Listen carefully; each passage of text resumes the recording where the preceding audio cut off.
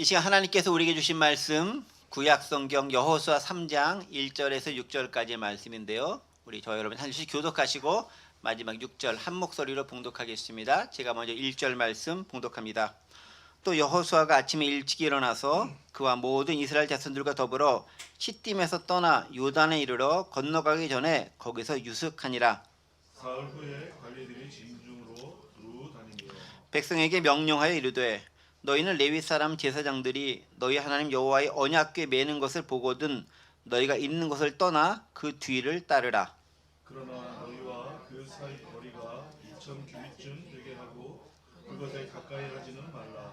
그리하면 너희가 행할 길을 알리니 너희가 이전에 이 길을 지나보지 못하였음이니라 하니라. 여호수아가 또 백성에게 이르되 너희는 자신을 성결하게 하라. 여호와께서 내일 너희 가운데 기이한 일들을 행하시리라. 여호수아가 또 제사장들에게 말하여 이르되 언약궤를 메고 백성의 앞서 건너라 하매 곧 언약궤를 메고 백성의 앞서 나아가니라. 아멘. 네, 요단강을 건너가기 전에 하나님께 드리는 찬양으로 먼저 영광 드려야 되겠죠. 우리 최문성 김설 집사님 내가 주님을 이라는 귀한 곡 찬양 올려드리겠습니다.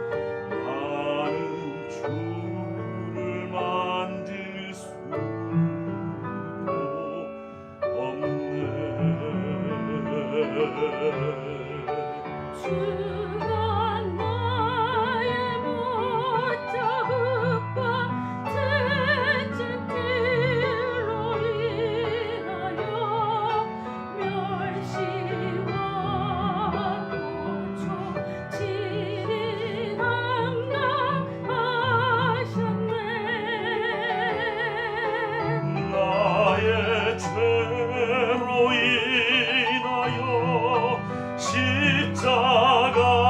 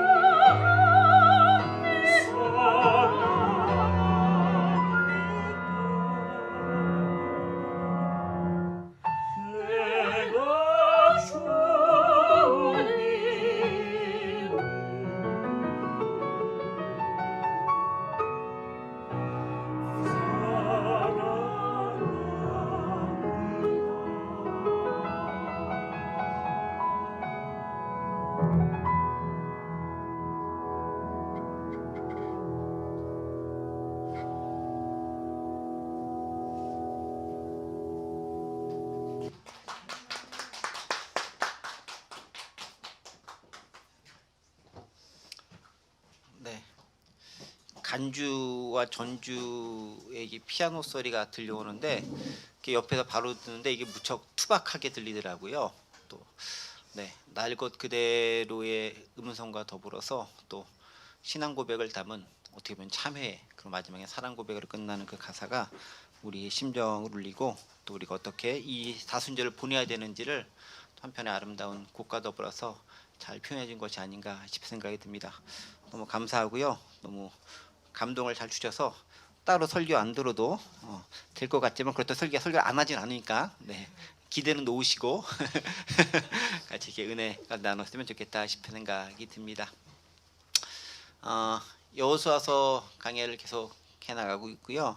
드디어 이제 요단강을 이제 건널 때가 점점 다가오고 있습니다. 3장으로 넘어가게 되면은 본격적으로 요단강을 건너는 이제 그런 장면들이 기록되어져 있는데 요단강을 건너기 직전에 우리 지난 시간에 것들 잠시 함께 좀 회상해 보도록 하면 좋겠습니다. 라합과 정탐꾼들의 대화와 그 내용들이 지난 시간은 마무리되는데 그들의 관계는 무척 신뢰의 관계였다라는 것 우리 다시 한번 기억할 필요가 있고요.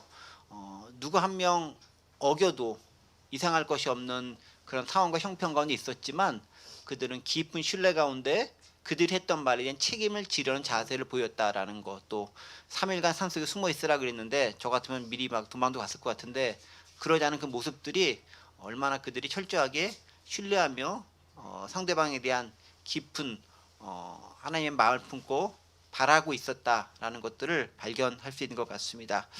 돌아온 정탐꾼들은 자신들이 보고 들은 걸 자세하게 리더에게 이야기하죠. 또 그런 모습들이 사실은 공동체가 이루어져 나가는 데 있어서 얼마나 필요하고 중요한 부분들인가, 또 리더가 판단을 내린 데 있어서 아주 사소한 것 하나나 그러나 정말 중요한 것들을 이야기했었을 때 많은 걸 얘기하는 게 중요한 게 아니라 정말 필요한 것을 얘기하되 그것을 통해서 올바른 판단 내릴 수 있도록 만들어주는 것, 그것은 공동체 구성원 모두가 감당해야 할 중요한 사명이 아닌가 싶은 생각이 듭니다. 그러면서 여호수아가 왜 하필 정탐꾼을 2명만 보냈을 것인가 에 대한 얘기도 있죠. 12지파에 3명씩 뽑아서 실패했었던 40년 전의 과거를 여호수아는 기억하고 있을 것이고 자신과 갈렙만 말씀에 따라 신앙 고백을 하며 그렇게 고백하고 보고했었던 것들을 기억하면서 많은 사람이 필요한 것이 아니라 하나님의 약속의 말씀 붙잡고 나아가서 그대로 볼 줄 아는 그 2명, 몇 명이라 할지 그 둘이 결국은 공동체 전체를 살린다라는 거죠.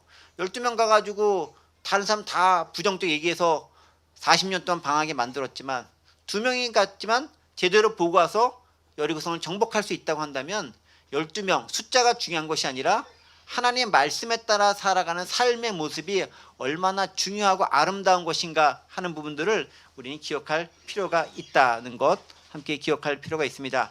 그래서 약속의 말씀을 붙잡는 것이 결정적으로 믿음을 가진 신앙인들에게는 무척 중요하다. 다른 어떤 것보다도 그것이 가장 우선시돼야 된다는 것 우리는 기억하며 믿음 생활을 잘 해나가야 되겠습니다.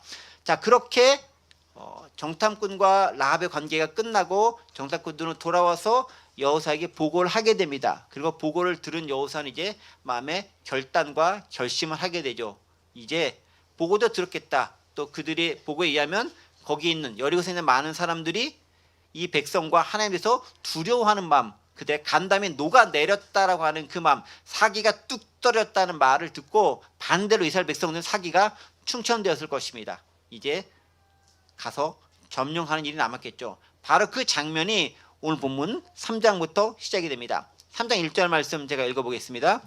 또 여호수아가 아침에 일찍이 일어나서 그와 모든 이스라엘 자손들과 더불어 시딤에서 떠나 요단에 이르러 건너가기 전에 거기서 유숙하니라. 이제 본격적으로 건너가게 되는 거죠.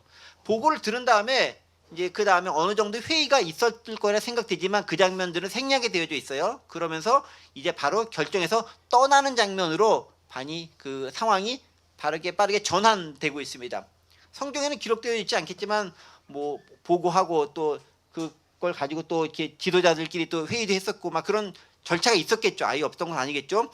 어쨌든 그 절차들이 오늘 2장 마지막 부분과 오늘 3장 1절에서 아무런 언급이 없다는 것은 상당히 무난하게 별 무리 없이 진행되어져 갔다라는 것을 이야기해주고 있습니다. 즉 정탐꾼들의 보고 이후 아무런 문제 없이 이제 하나님의 때가 되어 우리는 그 땅을 향해 진격해 나갈 것이다 라는 것들이 공통된 사람들의 의견이었음을 아무런 분쟁 사항이 없다는 걸 통해서 우리에게 드러내주고 있는 거죠. 복원을 하고 있지 않지만 우리는 행간을 통해서 발견해낼 수 있습니다.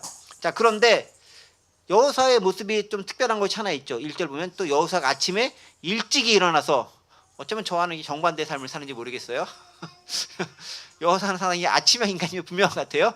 일찍 일어났다.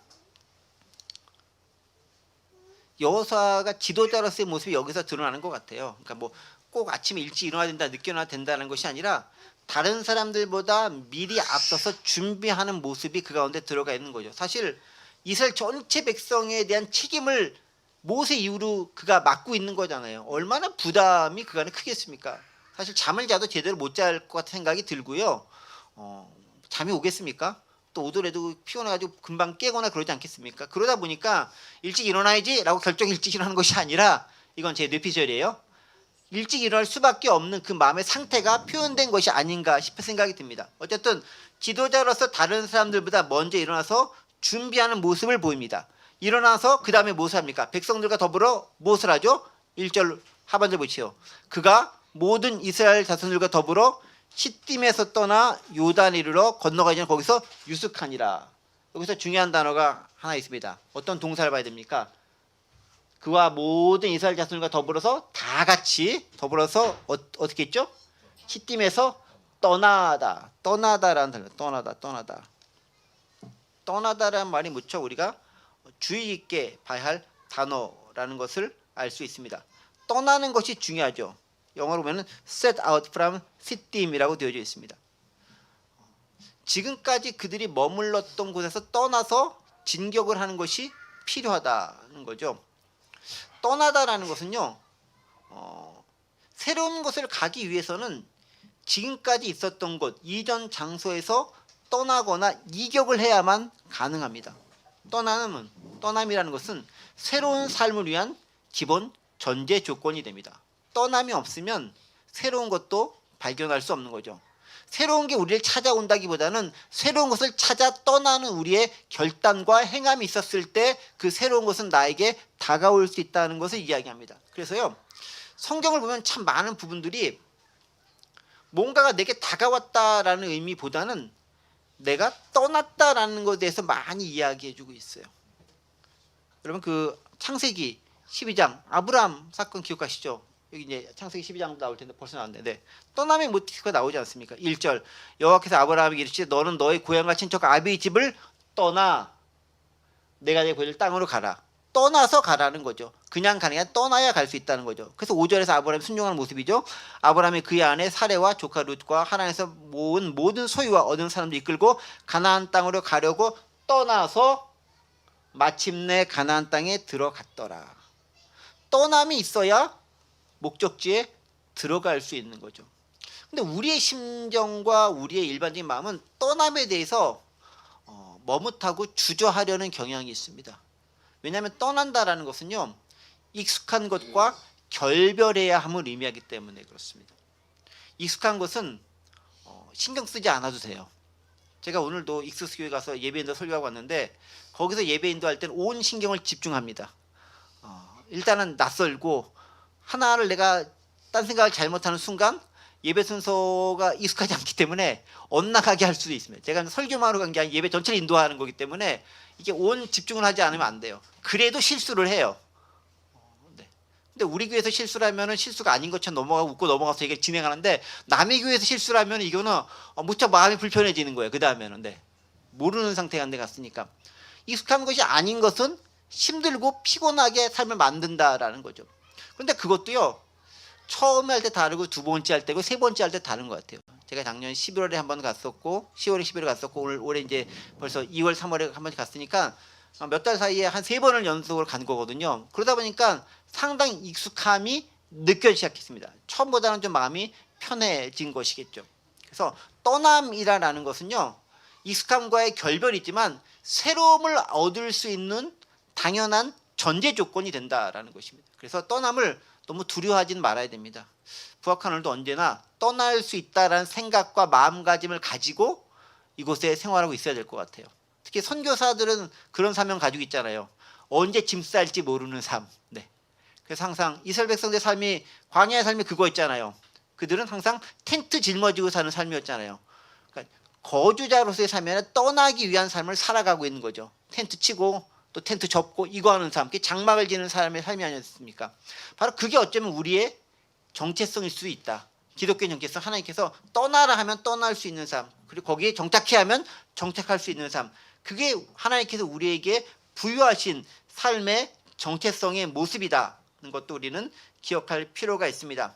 그래서 어쨌든 우리가 익숙한 것을 떠날 때 직장이든 집이든 환경이든 비로소 새 세계가 열린다는 거 기억하시고, 3월이 되니까 새롭게 떠나서 새로운 곳으로 가시는 분들이 많잖아요. 이번에 새롭게 학교 들어가는 우리 초등학교 1학년 학생들도 있고, 또 대학에 들어가는 친구들도 있고, 또 직장에 새롭게 처음 다니는 사람들도 있고, 이전에 다니는 사람들 다 떠났기 때문에 가능한 거지 않습니까? 두렵고 떨리지만 하나님은 그 새로운 것을 준비해 놓으셨다. 나보다 먼저 가서 그것을 마련해 놓으셨다라는 믿음을 가지고 당차게 기쁘고 즐거운 마음으로 두렵고 떨리지만 잘 떠나실 수 있는 저 여러분들이 되기 원합니다.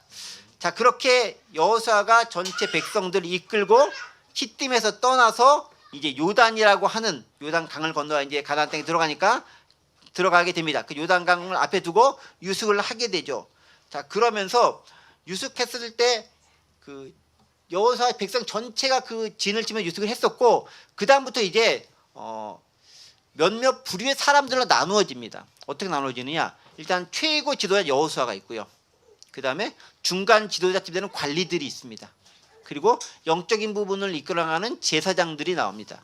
그리고 백성들이라고 하는 이렇게 네 부류가 나옵니다. 누구라고요? 여호수아가 나오고요, 관리들이 나오고요, 제사장들이 나오고, 그리고 백성들 전체라고 하는 네 부류의 사람들이 나옵니다. 그런데 오늘 본문을 가만히 자세히 보면요, 이게 다 다르게 그들이 해야 할 바에서 이야기하고 있어요. 관리들이 해야 할 것이 있고요, 백성들이 해야 할 것이 있고요, 제사장들이 해야 할 것이 있고요, 또 백성들은 관리들에 대해서 제사장에서 어떤 자세를 가져야 되는지, 또 그 전체를 아울러서 여호수아는 어떻게 이끌어 나가는지가 되게 간단해 보이지만 자세하게 구체적으로 기록되어져 있습니다. 그 맛을 보면서 우리 각자가 때로는 최고 리더자로, 또 어떤 때로는 중간 지도자로, 또 어느 때는 그냥 따르는 팔로우로서 우리는 위치를 해야 되지 않습니까? 그때마다 어떤 역할을 감당하면서 봐야 될지가 오늘 본문 가운데 기록되어져 있다. 이게 뭐 초대설 관련 책은 아니고 조직훈련 관련된 책은 아니지만 하나님의 말씀 가운데서 우리가 배울 수 있는 것들이 많이 발견될 수 있는 것 같습니다. 자, 첫 번째 2절 보십시다. 사울 후에, 그러니까 요단강 근처에서 이제 머물고 있다가 사울이 있습니다. 사울 후에 관리들이 진중으로 두루 다녔다라고 하고, 그 다음에 3절 보면은 백성에게 명령하 이르되 너희는 어떻게 하라라고 얘기합니다. 관리들이 등장하는, 중간 관리들이 등장합니다.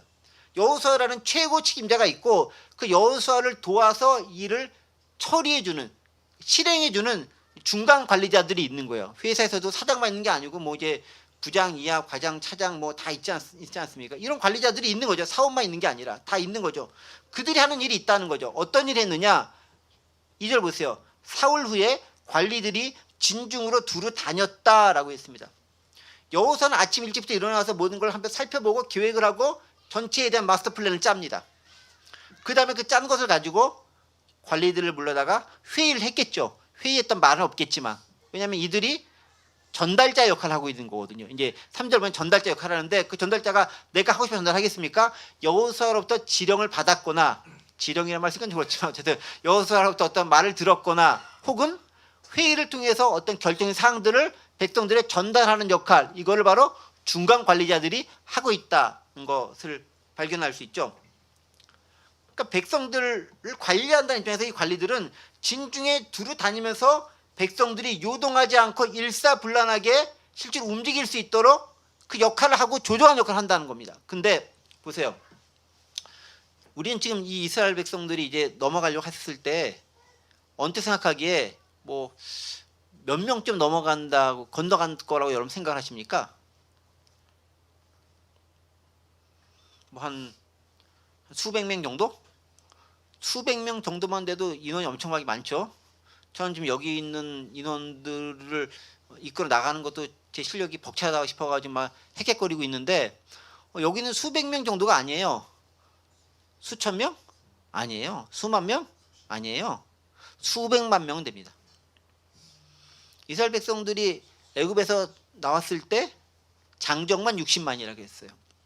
그렇죠? 물론 40년 동안 거기 나왔던 어른들은 다 죽고서 했지만 그러나 또 그들이 자녀를 낳았기 때문에 장정만 60만 명이라는 것은 여인들, 자녀들 이런 걸 다 합치면은 한 200만 명 정도 되는 인원이었다는 거죠.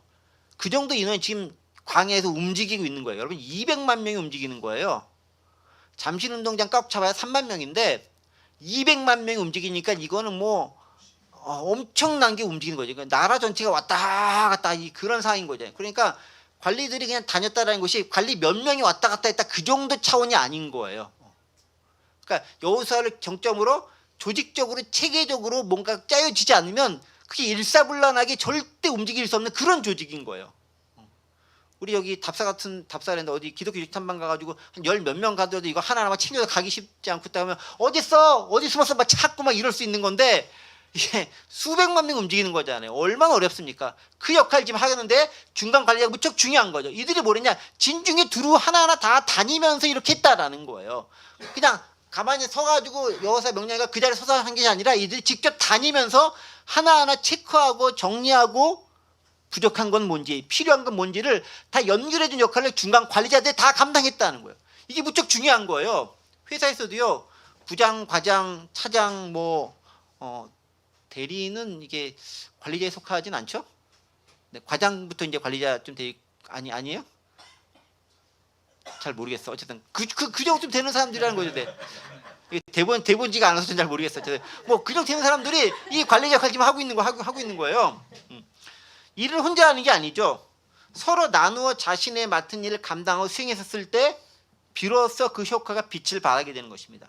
전체를 계획하는 건 여호수아가 하나님께 주신 말씀을 가지고 했겠지만 그리고 그가 혼자 하는 게 아니라 그것도 다른 회의를 통해서 지도자들과 더불어 의견을 나눴고 그것을 받은 지도자들은 비록 2절에 무척 짤막한 구절이지만 각 진영을 속속들이 다니면서 다 그들이 들을 수 있도록 전파했다라는 거예요.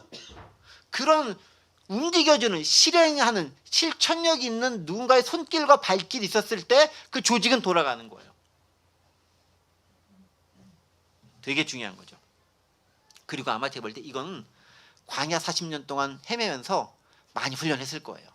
왜냐하면 광야는 매번 짐 쌌다가 풀었다가 짐 쌌다가 풀었다가 이거 해야 되는 거잖아요. 그러니까 그 조직이 얼마나 연습이 됐겠어. 그러니까 그걸 통해서 그들이 충분히 숙달려져 있을 거다라는 것을 우리는 짐작히 볼 수 있는 거죠. 싸움의 기술 같은 것들이야 처음에 다소 미흡했을지라도 이동하고 숙박하고 정박하는 것에 대해서는 그들은 되게 잘했을 거다라는 추론이 충분히 가능합니다. 그 역할을 관리자들이 잘 해줬다라는 거예요. 그게 오늘 본문의 2절에 드러나는 바라는 거죠. 자, 그런데 그들이 관리만 하면서 끝난 게 아니라 뭔가 백성들에게 이야기를 하게 되죠. 3절에 있는 말씀입니다. 이제 관리들이 백성들에게 이야기합니다. 뭐라고 얘기하느냐? 3절에 있는 말씀 보겠습니다. 백성에게 명령하여 이르되 너희는 레위 사람 제사장들이 너희 하나님 여호와의 언약궤 매는 것을 보거든 너희가 있는 곳을 떠나 그 뒤를 따르라.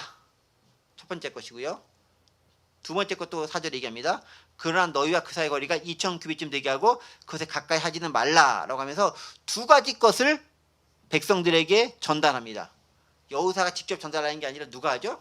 관리자를 통해서 하는 거잖아요. 가끔가다 이렇게 대통령이 특별 담화 형식으로 전 국민에게 전한 메시지를 할 수도 있지만 대부분의 사항들은 직접적인 메시지가 아니라 중간 관리자를 통해서 조직 가운데 들어가게 되어 있어요. 또 그렇게 되어져야 중간 관리자의 권위도 쓸 뿐만 아니라 그들을 통해 백성들을 통제하는 게 가능해지는 거예요. 이 통제하는 게 나쁜 의미가 아니라 조직이 운영되기 위해서 그런 권한이 적절하게 위임이 되어야 된다는 거죠. 그러니까 여기서 누가 얘기하면 여호수아가 직접 얘기하는 측면이 아니라 백성들이 아주 구체적으로 어떻게 해야 되는지 이야기해 주는데 두 가지 사항이 있어서는 이렇게 하라라고 백성들에게 관리자가 얘기합니다. 첫 번째 뭘 얘기하냐? 3절이죠. 너희는 레위 사람 제사장들이 너희 하나님 여호와의 언약궤 매는 것을 보거든 너희가 있는 것을 떠나 그 뒤를 따르라라고 얘기합니다. 그래서 우리는 두 가지 것을 초점을 두고 봐야 됩니다. 첫 번째, 중간 관리자들이 무엇을 보라고 얘기하고 있죠 지금? 3절에 레위 사람 제사장들이 너희 하나님 여호와의 언약궤 매는 것을 보거든 뭘 주목해 봐야 됩니까? 백성들이 뭘 봐야 된다고요? 제사장들이 어떤 역할과 행동을 하고 있는가에 주목해 보라라는 거예요. 그럼 제사장이 지금 누굴 봐야 되면 제사장들, 백성들은 제사장들을 보고 있으라는 것입니다. 자연스럽게 제사장들이 백성들에게 이정표 역할을 감당해주는 일을 지금 하고 있다는 거죠. 자, 그런데 제사장들이 뭘 맨다고 되어 있습니까? 너희 하나님 여호와의 언약궤 매는 것을 보거든 그렇게 합니다. 언약궤를 매는 것. 언약궤는 뭐가 들어있죠? 네, 우리가 이제 아는 그 아론의 쌍난지파기도 있고 만나도 있고 십계명의 두 돌판이 있습니다. 언약궤가 상징하는 것은 두 가지가 있는 거죠. 첫 번째는 하나님의 임재를 상징합니다. 임재. 그러니까 언약궤가 있는 곳은 하나님께서 함께 계시는 곳이에요. 이스라엘 백성이 광야 생활했었을 때 언약궤가 정착하는 그곳 가운데서 거기서 회막을 치고 거기서 이제 성소가 마련되는 거죠. 그리고 그걸 중점으로 해서 이스라엘 전체가 전열을 정비하게 되어져 있습니다. 그러니까 언약궤는 하나님께서 그리고 그곳에 임재하신다는 상징입니다. 그리고 언약궤는 그 위에 구름 기둥이 떠올라서 하나님께서 함께 계신다라는 것들을 이스라엘 백성들에게 알려줬습니다. 그러니까 언약궤를 보라라는 것은 뭐냐면 하나님의 임재가 있다라는 것, 하나님을 너희는 집중해서 보고 있으라는 거예요. 제사장을 보라는 게 아니라 제사장이 언약궤 매는 것을 보거든이라는 겁니다. 제사장이 언약궤와 함께 움직이는 것을 보거든이라고 하는 거예요. 전제를 하고 있습니다. 언약궤 두 번째 상징이 뭐냐면 하나님의 인재가 첫 번째였던 두 번째 상징이 뭐냐면 언약궤는 말씀을 상징하는 거예요. 법궤, 언약궤, 하나님의 말씀이 들어있는 거죠. 그러니까 말씀이 있는 그것이 무엇인가, 어떤 말씀이 우리 가운데 내려오고 있고 선포되고 있는가 항상 주목하여 보라라는 겁니다. 그러니까 백성이 집중해야 될 건 뭐냐면요, 하나님의 말씀이 언제 들려오는지, 저 제사장을 통해 어떻게 들려오는지, 하나님 임재가 어떻게 있는지를 주의 깊게 보고 있으라는 거예요. 시선이 어디 고정된다? 하나님의 임재를 상징하는 그 언약궤에 집중되어 있으라는 거예요. 왜 그러냐? 주변 상황이 이제 건너가게 되거나 하게 되면은 얼마나 두렵고 떨리는 상황이 있을 수도 있고, 낯선 곳을 향해 나가다 보면은 나도 모르게 아주 조그만 작은 것들로 인해서 마음이 흔들릴 수도 있고, 그것으로 인해 사기가 떨어질 수도 있는 것이고 큰 위험이 초래될 수도 있습니다. 그러니까 그들에게 있어 집중해야 될 딱 한 가지를 명확하게 얘기해 준 거죠. 뭐? 제사장이 언약궤면 거기에 집중하다라는 거예요. 우리가 혼란스럽고 여러 가지 어려운 상황이 많았을 때 집중해야 될 한 가지 분명하고 명확하게 잡을 필요가 있는데, 그게 뭐냐? 제사장이 언약궤를 매는 바로 그것, 하나님의 말씀과 하나님의 임재가 무엇인가에 집중하는 순간 우리는 우리를 불안하게 하고 떨게 하고 우리 헷갈리게 하는 많은 것들로부터, 그 유혹하는 것들로부터 우리를 지켜낼 수 있다는 겁니다. 엉뚱한 걸 보는 게 아니에요. 제사장이 언약궤 매는 것을 보라라는 겁니다. 그것도 일종의 신호이기도 합니다. 언약궤를 맨다라는 것은 이제 그것이 움직인다라는 거잖아요. 평상시 언약궤는 제사장이 메고 있지 않아요. 언제 맵니까? 움직일 때만 매는 거예요. 그것은 언약궤는요, 털렁털렁 끌고 가는 게 아니에요. 반드시 제사장이 어깨에 메고만 움직이게 되어져 있어요. 이거를 끌고 가다가 죽임을 당한 사람들도 있습니다.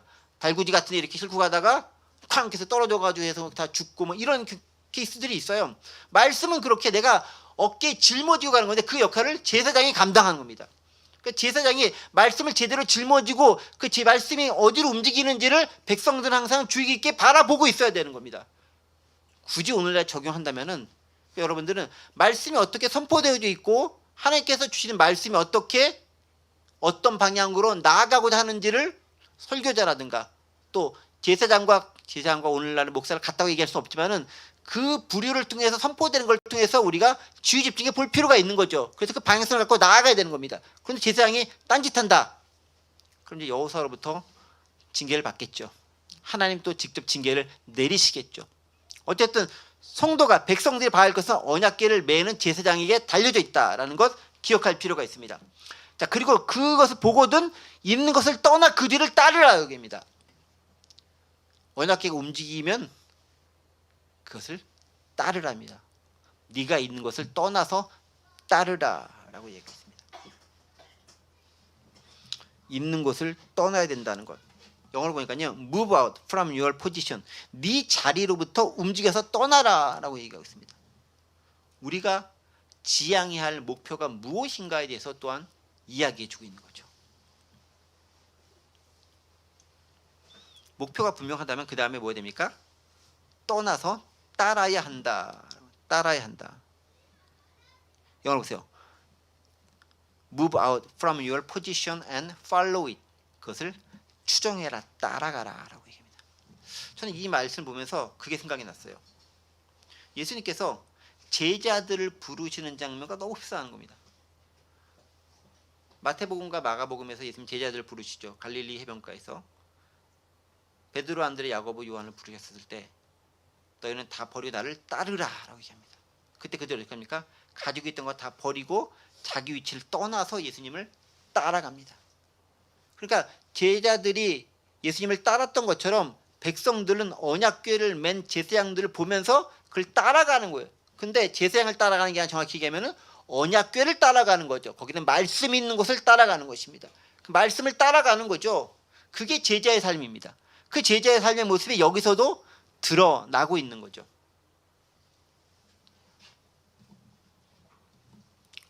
사람들은 언약궤를 맨 제사장을 따라야 됩니다.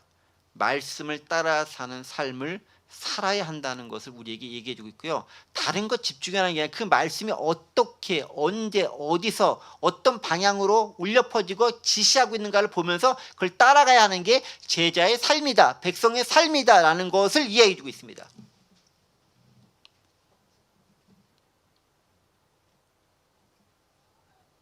그런데 그렇게 해야 될 것을 얘기하는 것뿐만이 아니라 하지 말아야 될 것도 얘기합니다.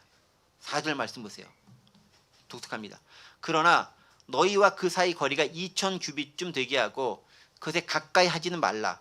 그리하면 너희가 행할 길을 알리니 너희가 이전에 이 길을 지나보지 못하였음이니라 하니라. 4절에는 하지 말아야 될 것을 얘기합니다. 뭐 하지 말라라고 합니다. 뭘 하지 말라고 합니까? 4절 보세요. 뭐라고 하지 말라고 하죠? 가까이 하지는 말라. 가까이 하지는 말라. Do not go near it. 그것에 가까이 가지는 말라라고 합니다. 얼마쯤 떨어지라고 그랬습니까? 2000 규빗쯤. 2000 규빗이면 어느 정도 거리일까요? 그걸 이제 대답해 주는 게 제 이제 사명인 거죠. 네. 1 규빗이 여기부터 여기까지 1 규빗이에요. 네. 1 규빗. 그러니까 성서에 있어서 나오는 단위는 1 규빗은 여기 손끝에서 팔꿈치까지 여기가 1 규빗이에요. 보통 이걸 보면 이제 어른 장정으로 기준하는데 저는 좀 작으니까 좀 작을래나? 보통 45cm 내지 50cm 정도를 봅니다. 그러니까 1 규빗은 45 내지 50cm 됩니다. 그러니까 2000 규빗은 얼마쯤 되죠? 900에서 1000m쯤 되는 거리입니다. 거의 한 1km쯤 되는 것을 멀리 떨어져 주고 따라가라라는 거죠. 되게 멀죠? 그렇죠? 근데 여러분 보세요. 인구가 몇 명이죠? 인구가 몇 명이죠? 수백만 명이에요. 네. 만약에 너무 가까이 많은 사람들이 싹 몰려서 있으면 이게 보이지도 않을, 너무 가깝기 때문에 안 보일 뿐만 아니라 통제 자체가 불능해요. 적절한 거리를 유지하면서 질서 있게 차근차근 움직이라는 거예요. 더구나 여러분 이 말씀 보세요. 4절 보세요. 너희가 이전에 이 길을 지나보지 못하였음이라. 처음 가는 길이라는 거예요. 처음 가는 길인데 그걸 막 우르르 막 몰려가면은 사고가 날 가능성도 있고 더 큰 위험이 그들 간에 따라올 수도 있는 거죠. 그런 것을 충분히 염두에 두면서 적당한 거리를 두면서 옮겨가라는 것입니다. 또 영적인 의미도 있어요. 제사장이 있는 그 법궤가 있는 곳 가서 사람들 사이에는 거리가 필요한 것입니다. 그 말은 뭐냐면은 너무 타가지고 자기가 마음대로 법궤나 제사장을 좌지우지하려고 하는 것이 옳지 않다라는 거예요. 백성은 법궤를 따라가는 거지 법궤보다 앞서가는 것도 아니고 법세를 품고 가는 것도 아니고 법세를 가지고 이고 가고 메고 가는 건 제사장들이 할 일이고 백성은 법궤를 따라가는 데 있어요. 말씀을 따라가는 거죠. 그런데 말씀보다 내가 앞서가거나 말씀을 내가 섞으려고 하거나 내가 말씀을 좌지우지하려고 하거나 그러면은 문제가 발생할 수 있다라는 거죠. 자신이 맡은 일이 넘지 말아야 할 선이 있다라는 것이에요. 많은 이유에 너무 가까이 있어야 보이지 않을 뿐더러 거리를 두는 건 불필요한 오해를 없애고 갑작스러운 사고를 방지하기 위해서도 필요합니다. 또 영적인 의미로는 자신이 맡은 담당한 분량 이상의 일을 생각하지 말라라는 거예요. 자신이 맡은 일에 최선을 다하라라는 거예요. 법궤가 떠나가면서 맡은 사람이 해야 할 일인 것이고 백성은 백성으로서 맡은 일, 또 해야 할 일이 있다라는 것입니다. 그렇게 좀 적절한 거리를 두고 갔었을 때 비로소 처음 가는 길이지만 그 길을 제대로 갈 수 있을 거다라는 거예요. 그게 이런 게 있어요. 많은 사람들이 갑자기 우르르 막 올려오면은 거기 있던 지도자라든가 거기 있었던 관리들이라든가 재상들이 올바른 판단을 내리는 게 무척 어려워질 수도 있습니다. 물론 우리는 민심이 천심 시대를 살고 있긴 하지만 백성이 주권을 가진 민주 시대를 살고 있긴 하지만 그 민주주의와 여론이라는 것은 수시로 휙휙 바뀌는 거예요. 이스라엘 백성들은 특별히 전력이 있어요. 수없이 많은 불평과 불만을 많이 했었던 사람들이에요. 눈앞에 홍해가 갈라진 걸 보고도 얼마 못 되어서 막 모세 비난하고 하나님 비난하면서 우리 다시 애굽에 들어가고 애굽에 가만히 있는 그 고기 국물이 더 좋았습니다. 데려가 주세요라고 불평했던 사람들이 애굽 사람이에요. 그게 여론이에요. 그래서 저는 이건 방송에 나가면 안 되겠지만 백성들은 그렇게 썩 똑똑하진 않아요. 잘 이끌어주는 리더와 함께 누구도 감당할 수 없는 무리가 되는 것이지 많이 있다고 다수라고 최고의 결정을 내린다. 집단지성은요 최고의 결과를 내지 않아요. 보편적이고 중간 정도쯤 되는 결과를 내놔요. 일반적으로 그래요. 그래서 맡은 일 감당할 일이 있다는 거예요. 그러니까 너무 여론에 휩쓸리지도 말라라는 거죠. 괴가 있는데 우르르 많은 사람 다 가가지고 한번 움직이려 해보세요. 난 이렇게 생각해, 난 이렇게 생각해, 막 서로 간섭하고 이렇게 막 서로 이렇게 하고 있어요. 배가 산으로 가죠. 배가 산으로 가는 게 아니라 아무데도 못 가는 거죠. 산으로도 가면 가는 건데 거기도 못 갈 것 같아요. 막 배가 산상 분해되지 않을까? 서로 끄집어내 가지고 그런 것들을 미연에 방지하고자 하는 의미도 이 안에 담겨져 있다라는 것입니다. 자, 그렇게 백성들이 해야 할 일이 있는 거고 관리자들이 해야 할 일이 있는 거고 재상이 해야 할 일이 있는 겁니다. 그 다음에 이제 여호수아가 백성에게 직접 얘기하는 게 있습니다. 이거는 대통령 특별 담화처럼 이제는 조직적으로 어떻게 움직여야 되는 건가 생각하는 관리자들 통해 야지만은 보편적인 그 지침을 내리는 거는 여호수아가 직접 합니다.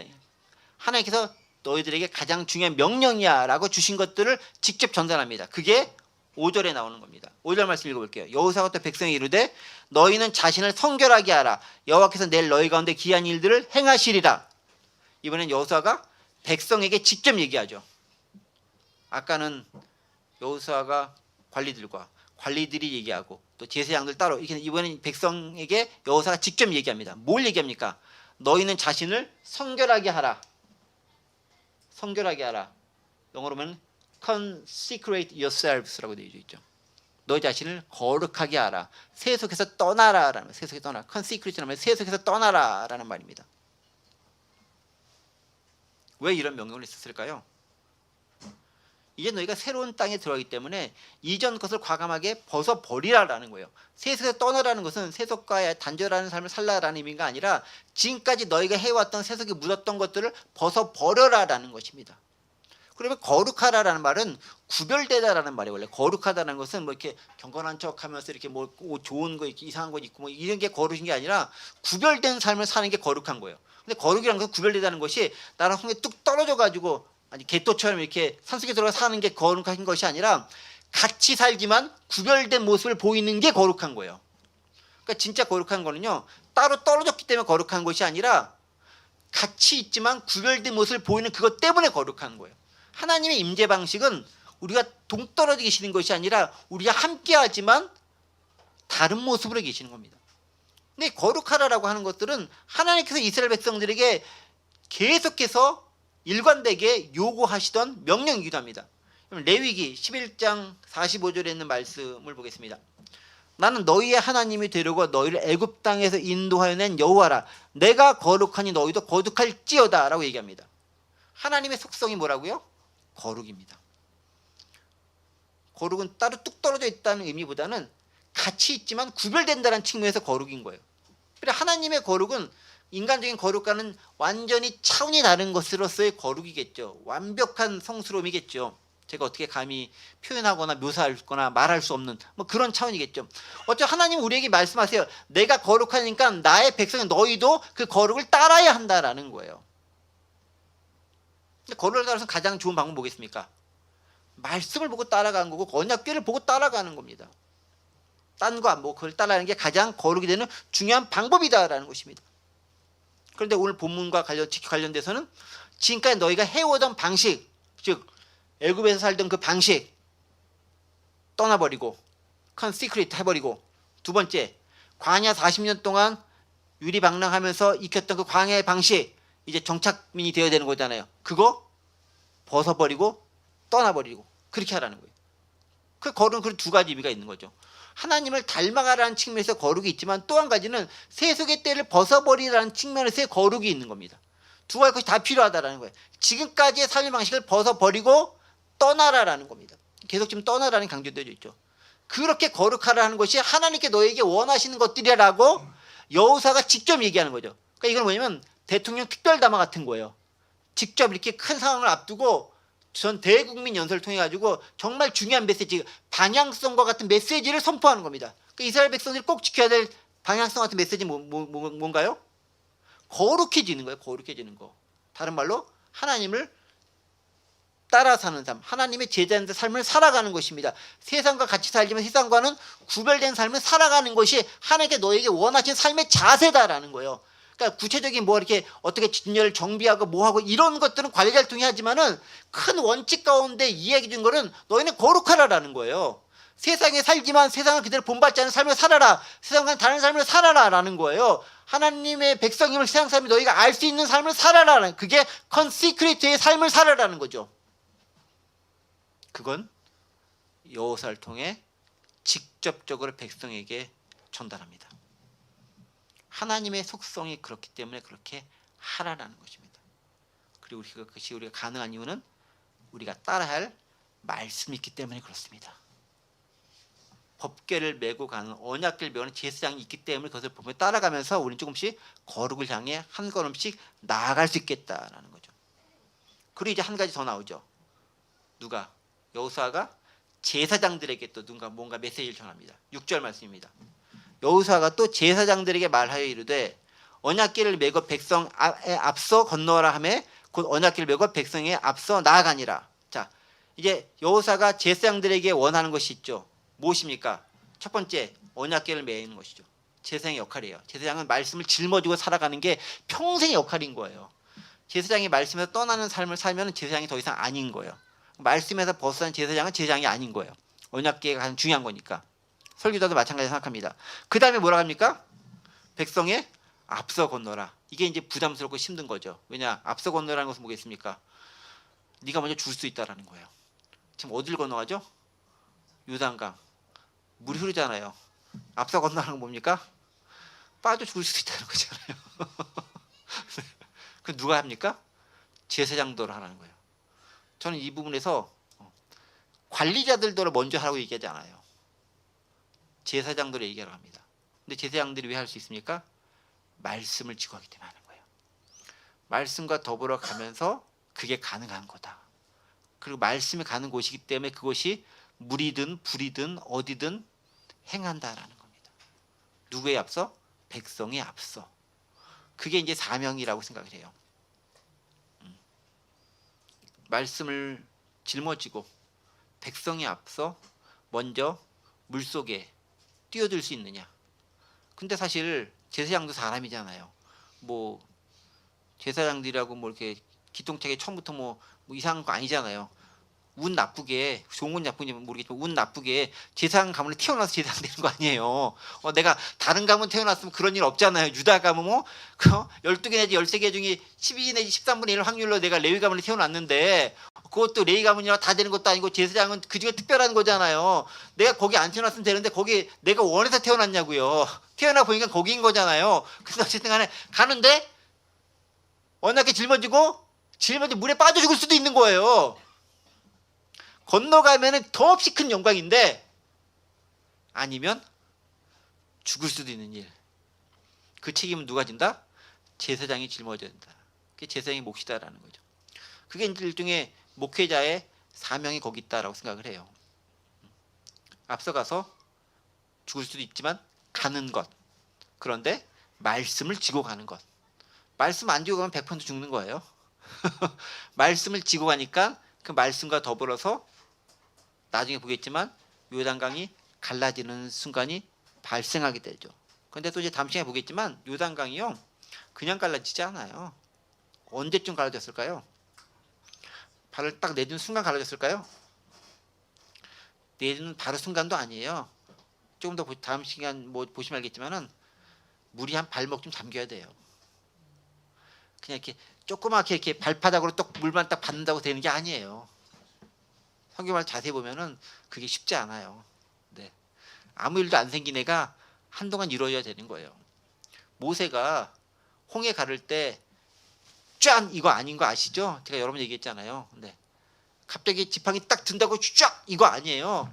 딱 들었는데 아무 일도 안 일어나는 거예요 처음에는. 근데 밤새도록 동풍이 불어가지고 그걸 그렇게 이렇게 갈리는 거예요. 얼마나 힘들겠어요. 이거 팔이 떨어지겠을 거예요. 힘들죠. 그래서 도와주는 사람이 필요한 거예요. 나중에 그 모세가 그 전투할 때 그러잖아요. 네, 아는 걸로 도와주고 하는 거예요. 옆에서 붙잡는 사람이 필요한 거예요, 이 사람들이. 이렇게. 그래야 그 역할을 감당해낼 수 있다라는 거죠. 그래서 조력자가 되게 필요한 거예요. 2인자지만 멋진 2인자들이 필요한 거죠. 눈에 보이지 않지만 그것이 필요하다라는 것들이죠. 자, 말씀을 정리합니다. 오늘은 시간이 좀 많이 흘렀는데 하나님께서는 요단강을 건너기 앞서 각자에게 맡은 바 일들이 있음을 얘기해 줍니다. 백성들에게는 성결하라고 얘기하고 네가 무엇을 봐야 되는지를 얘기해 줍니다. 관리들에게는 백성들 하나하나를 찾아가면서 잘 관리하고 조직하라고 얘기해 줍니다. 그리고 여호수아가 제사장을 통해 얘기하는 것들은 너희가 모범을 보이되 말씀을 짊어지고 먼저 앞서 가라고 이야기합니다. 그 모습이 일사불란하게 이루어질 때 귀하고 멋진 아름다운 이스라엘 공동체의 가나안 정복이 비로소 시작될 수 있다는 것이죠. 그래서 하나님은 이런 하나하나마다의 역할들의 분담과 조화를 통해서 이스라엘의 새로운 역사를 이끌어 나가시고 오늘 우리의 삶에 있어서도 어떻게 교회 공동체가 그 공동체를 이루어 나가야 하는지 조직 가운데 아름답고 멋진 모습을 만들어 나가야 되는지에서 이야기해 주고 있습니다. 바로 그런 모습을 보면서 아름답고 멋진 공동체를 위해 우리가 무엇을 어떤 역할을 어떻게 감당해야 될지를 잘 생각하시고 기도하고 헌신하실 수 있는 저와 여러분 되시기를 원합니다. 기도합니다. 은혜와 사랑의 하나님 아버지 감사합니다. 오늘도 말씀을 통해서 제사장들에게 또 관리들에게 또 백성들에게 주시는 메시지를 들었습니다.